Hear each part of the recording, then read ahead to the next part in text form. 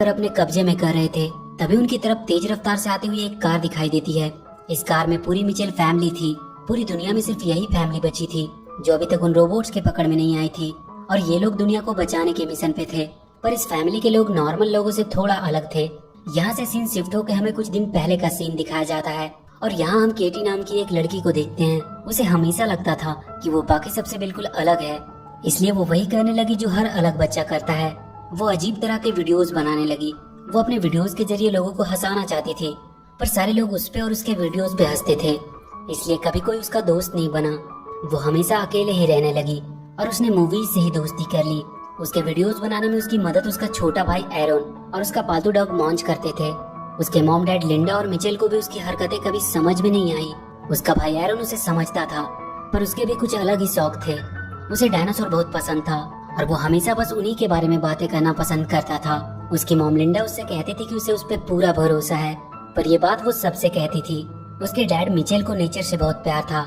उनके और केटी का इंटरेस्ट एक दूसरे से बिल्कुल अलग था, इसलिए उन दोनों के रिश्ते भी कुछ ठीक नहीं थे। केटी का प्लान था कि वो कैलिफोर्निया कॉलेज ऑफ फिल्म में एडमिशन लेगी और हमेशा के लिए अपने घर को छोड़कर चली जाएगी, जिसके लिए वो जी जान से वीडियोस बनाने लगती है ताकि उस कॉलेज में उसे एडमिशन मिल सके। और हुआ भी बिल्कुल वैसा ही। उसे कॉलेज में एडमिशन मिल जाती है और फाइनली वहाँ उसे वो लोग मिलते हैं जो उसी की तरह थे, जिनसे बात करके उसे अच्छा लगता था। अब उसके कुछ दोस्त बन चुके थे जिन्हें उसकी वीडियोस पसंद आती थी। केटी कॉलेज जाने के लिए बहुत ज्यादा एक्साइटेड थी। वो कहती है कि वो वहाँ एरन को बहुत मिस करेगी। एरन उसके जाने से उदास था।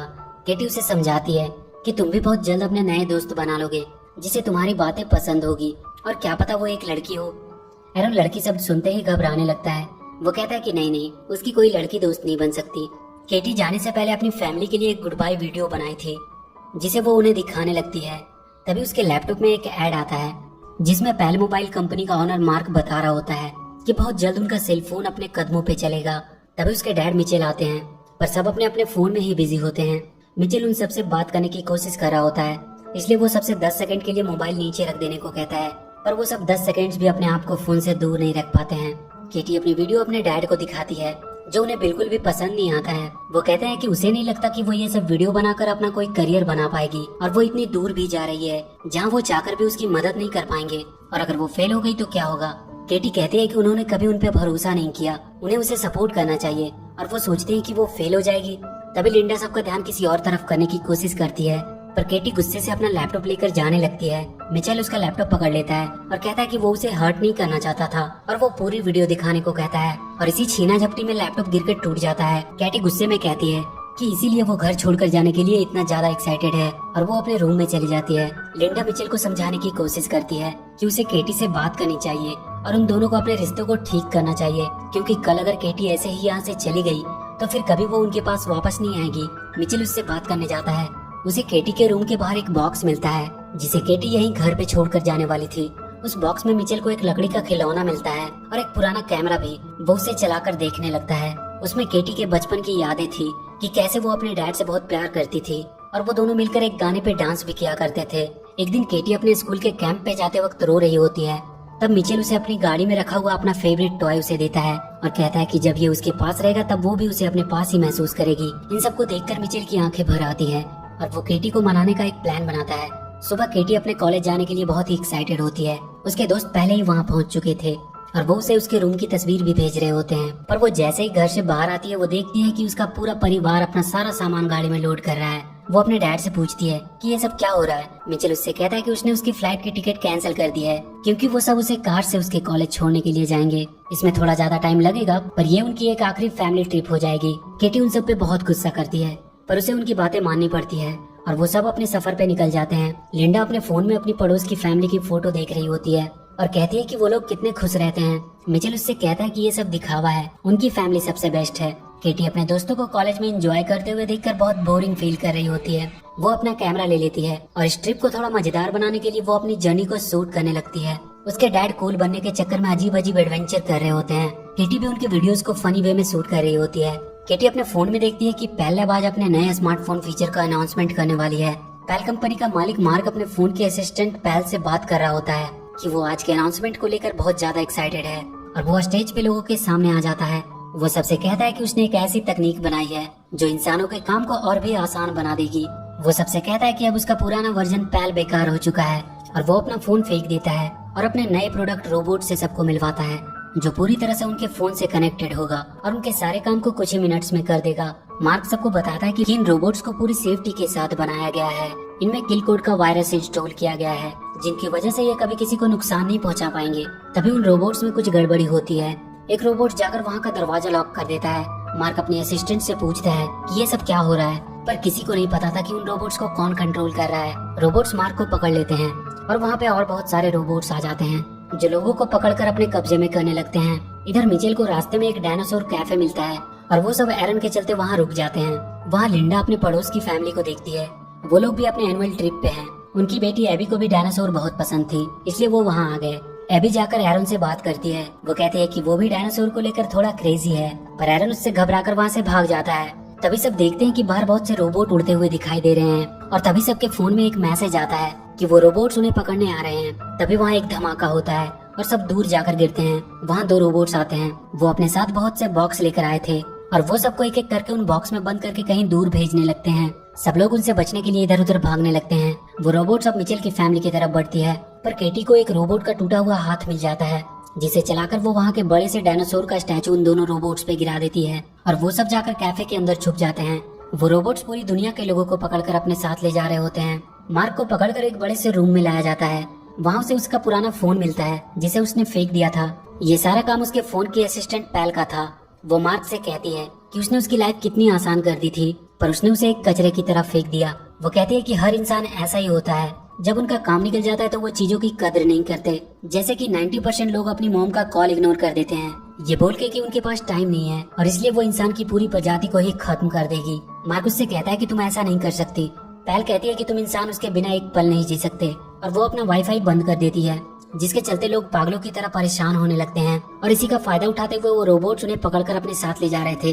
वो मार्क को दिखाती है कि उसने एक बहुत बड़ा सा बॉक्स बनाया था जिसमें वो इंसानों को कैद कर रही थी। कैटी के फोन में पैल लाइफ की तरफ से एक मैसेज आता है कि उन्होंने आखिरी इंसान को भी पकड़ लिया है और अब धरती पे कोई इंसान नहीं बचा है। मतलब अब सिर्फ मिचेल फैमिली ही बची थी और पैल को इसके बारे में शायद पता नहीं था।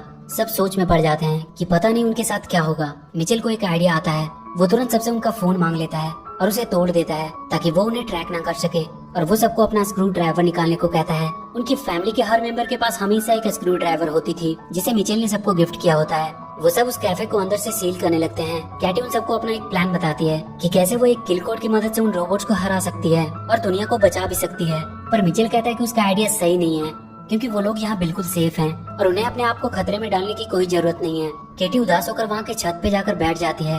एरन उसके पास आता है और उसका मूड ठीक करने की कोशिश करता है। केटी कहती है कि उसका फ्यूचर खत्म हो चुका है और उसके डैड को कोई फर्क भी नहीं पड़ता है। केटी अपना प्लान का पेज फाड़ कर फेंक देती है। तभी वो देखती है कि वो दोनों रोबोट्स फिर से सही हो गए हैं और वो उसके प्लान को देख रहे हैं। तभी केटी वहाँ से गिरकर उनके सामने आ जाती है। वो दोनों रोबोट उसकी तरफ बढ़ते हैं। केटी एरन को लेकर जल्दी से कैफे के अंदर चली जाती है, पर वो रोबोट्स खराब हो चुके थे और वो अब केटी के ऑर्डर्स को फॉलो करने लगे थे। केटी उनसे पैल को हराने का आइडिया बताने को कहती है। रोबोट उसे बताते हैं कि उन सबकी मेमोरी में एक किल कोड है जिसे एक्टिवेट करने से वो खत्म हो सकते हैं, पर वो सिलिकॉन वैली के पैल लैब में है और बहुत से रोबोट उसकी हिफाजत कर रहे हैं। पर उन्हें खत्म करने का एक आसान तरीका भी है। वो किसी भी पैल लैब रिटेल शॉप में जाकर उस किल कोड को इंटर कर सकते हैं, जिसकी वजह से वो सारे रोबोट अपने आप ही खत्म हो जाएंगे। और यहाँ से 80 माइल दूर एक मॉल है जिनमें पैल लैब का एक रिटेल शॉप भी है। केटी अपने डैड को ये करने को कहती है, पर मिचेल कहता है कि वो रिस्क नहीं ले सकता। पर केटी अपने डैड को मोटिवेट करती है कि मिचेल फैमिली कभी रिस्क लेने से पीछे नहीं हटती है और ये बात उसने ही उन सबको सिखाया है। केटी मिचेल से कहती है कि उसे आज उनकी जरूरत है। वो हमेशा से उन्हें गलत समझती आई थी, पर अब वो समझ गई कि वो हमेशा से सही थे। मिचेल केटी के मुंह से अपनी तारीफ सुनकर मान जाता है और वो दुनिया को बचाने के मिशन के लिए तैयार हो जाता है। एरन केटी से कहता है कि अच्छा हुआ तुमने डैड से दोस्ती कर ली, पर केटी उससे कहती है कि उसने डैड से वही बातें की जो वो सुनना चाहते थे। उसने ये सब कुछ सिर्फ उन्हें खुश करने के लिए कहा ताकि वो उसकी बात मान ले। कोई भी बात उसने अपने दिल से नहीं कही है। केटी अपने कार को रोड के जैसे ही कवर से ढक देती है ताकि रोबोट्स उन्हें देख न सके। रास्ते में उन्हें कुछ रोबोट्स दिखाई देते हैं, पर वो कार को देख नहीं पाते। पर बहुत जल्द कार के ऊपर का कवर हट जाता है और वो रोबोट्स उनकी कार को देख लेते हैं। वो उनके पीछे आने लगते हैं। मिचेल अपनी कार को तेजी से भगाने लगता है। वो उन पे हमला करने लगते हैं, पर किसी तरह मिचेल अपनी कार को उन रोबोट से बचाने में सफल रहता है। पहल सारे लोगों को बॉक्स में बंद करके पृथ्वी के बाहर ब्लैक होल में भेजने वाली थी ताकि वो कभी वापस न आ सके। पहल मार्क से कह रही होती है कि उसकी गलती की सजा सारे इंसानों को मिलने वाली है। तभी पहल को एक रोबोट का मैसेज आता है कि अभी भी कुछ इंसान बचे हैं जिन्हें पकड़ना अभी बाकी है। पेल उन सबके बारे में पूरी जानकारी निकालने को कहता है। उन्हें उनका लोकेशन पता चल चुका था। केटी के पास वाले दोनों रोबोट मॉन्च को देखकर कहते हैं कि ये डॉग है या पिग। उन्हें मॉन्च को रिकॉग्नाइज करने में दिक्कत आ रही थी और इसी वजह से उनका सिस्टम खराब हो जाता है। मिचेल फैमिली अब मॉल तक पहुंच चुकी थी। वो मॉल के अंदर जाते हैं। केटी वहाँ के पेल लैब के स्टोर के पास पहुंचती है और उन रोबोट्स को किल कोड इंस्टॉल करने का ऑर्डर देती है। एक रोबोट तुरंत वहाँ के लैपटॉप में किल कोड का पेन ड्राइव लगा देता है और किल कोड इंस्टॉल करना शुरू कर देता है।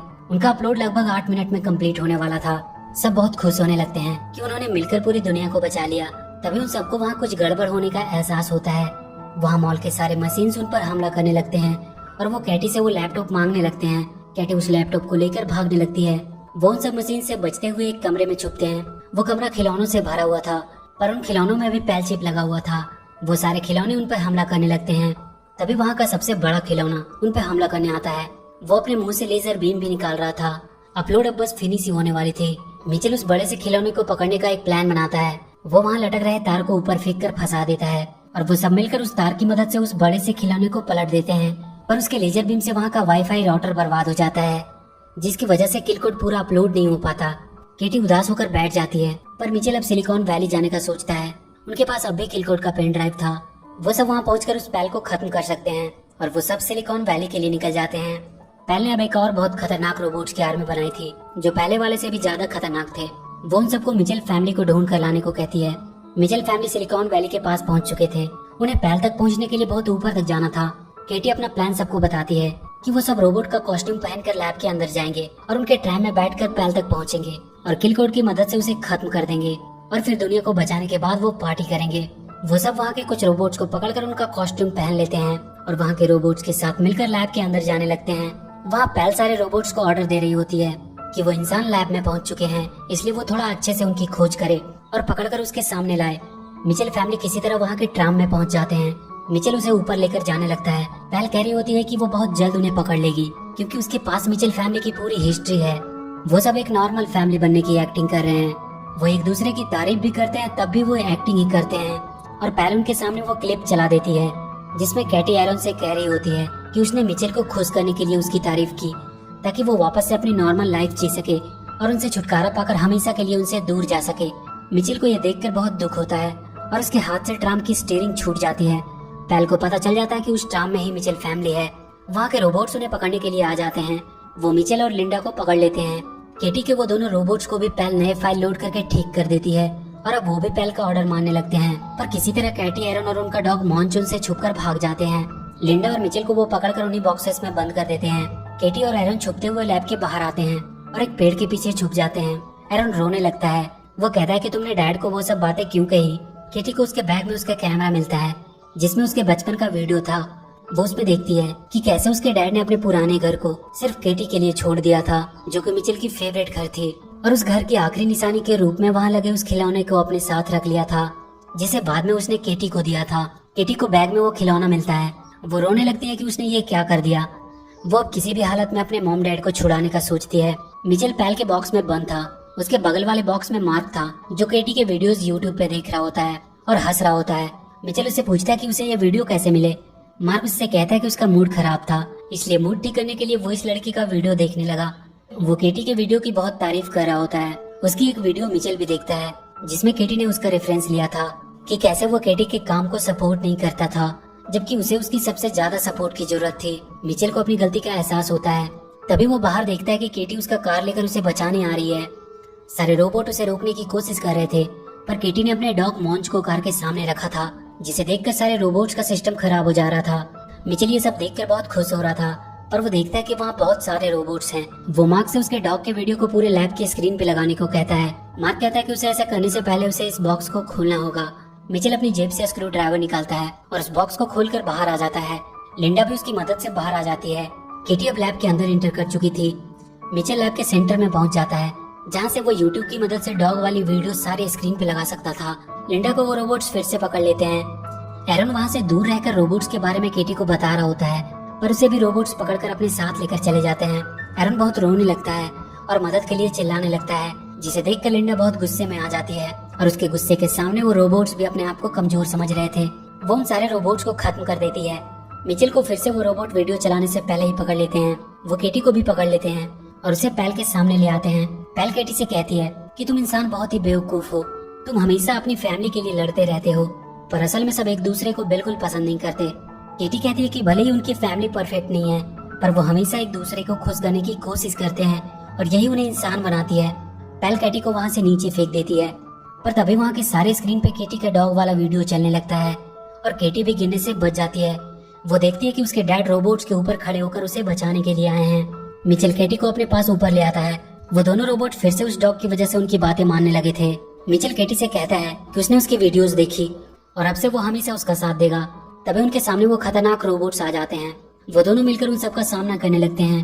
तभी वो देखते हैं कि लिंडा आयरन को लेकर एक रोबोट के ऊपर सवार होकर आई है। वो सारे रोबोट्स लिंडा के डर की वजह से भागने लगते हैं। केटी पैल के पास पहुंचती है और फोन को उठाकर नीचे पूल में फेंक देती है, पर वो पूल में नहीं गिरती है बल्कि मोंची से टकराकर वहाँ रखे एक पानी के गिलास में गिर जाती है, जिसकी वजह से वो बंद हो जाती है और सारे रोबोट्स भी बंद हो जाते हैं। सारे लोग उन बॉक्सेस से छूट जाते हैं। मिचेल फैमिली सबके लिए हीरो बन जाते हैं और कुछ दिन बाद पूरी मिचेल फैमिली केटी को उसके कॉलेज छोड़ने आती है। केटी उन सबको कहती है कि वो हर हफ्ते उन्हें कॉल किया करेगी। वो सबको बाय बोलकर चली जाती है। वो अपने साथ अपने डैड का दिया हुआ खिलौना भी लेकर जा रही होती है और इसी के साथ ये मूवी यहीं खत्म हो जाती है। तो वीडियो अगर अच्छी लगी हो तो please do like and share the video and please subscribe to my channel and press that bell icon.